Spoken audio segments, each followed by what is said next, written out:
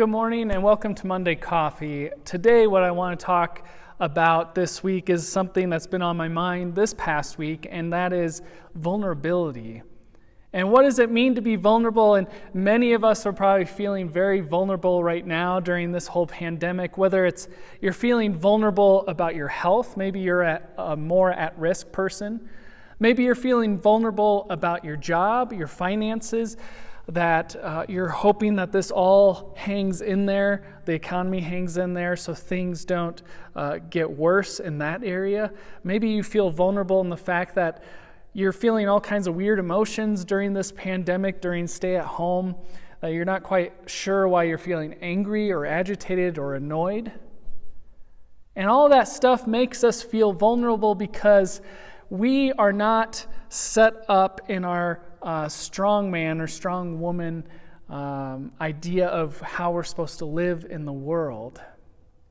We have images that we are told that we're supposed to project in our lives. That you, as a man, you need to be strong and you need to be courageous and not afraid. And as women, that for me, that experience is different, but women have many different messages also about how they are supposed to be. They're supposed to be kind, compassionate, and strong in different ways. So what does it mean to actually be okay with feeling vulnerable, feeling sad, feeling hurt during this time? The thing that always brings me back time and time again to the story of Jesus that gives me hope as we see people suffering, is that God and Jesus constantly are aligning themselves with the more vulnerable, with the more impoverished, with the people who are suffering. Christ and God are constantly with them through everything. There's even a point where Jesus says, the way you treat the least of these, the way you treat the prisoner, you treat the widow, you treat the orphan, that's how you treat me. So Jesus is setting up this idea that those who are at most risk, those who are the most vulnerable, those who are suffering in poverty, those are the people that Christ aligns himself with.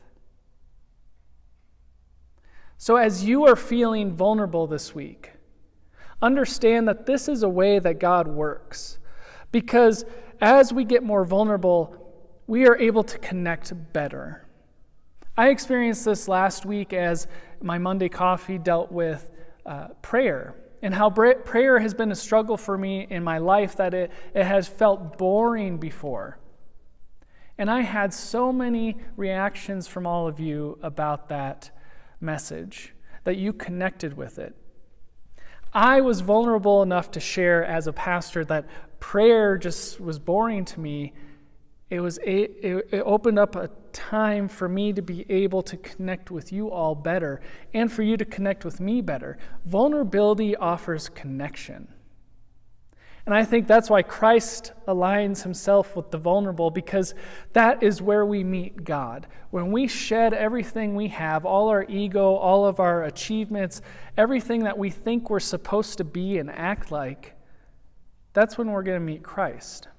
When we help those who are more vulnerable, that's when we meet Christ. We see the true heart of Christ.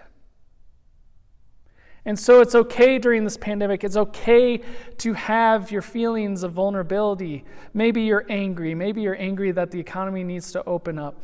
That's okay.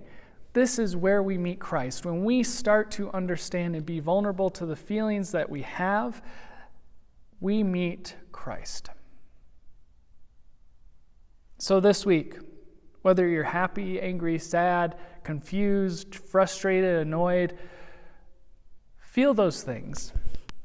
Bring them to Christ. Bring them to God and say, how can we transform this so that I can connect better with the divine and also each other? Because we may get angry about seeing people angry on the TV or protesting about things. We may be upset that we have people shutting things down and keeping us quarantined longer than we want. But those are opportunities to actually connect with each other rather than pushing each other further away. Because guess what?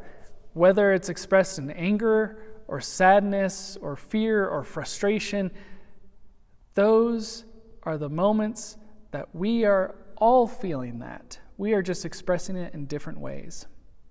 My hope this week is that whether you're feeling any of those, that you may connect with the divine, that you may connect with Christ that is in your heart and your soul.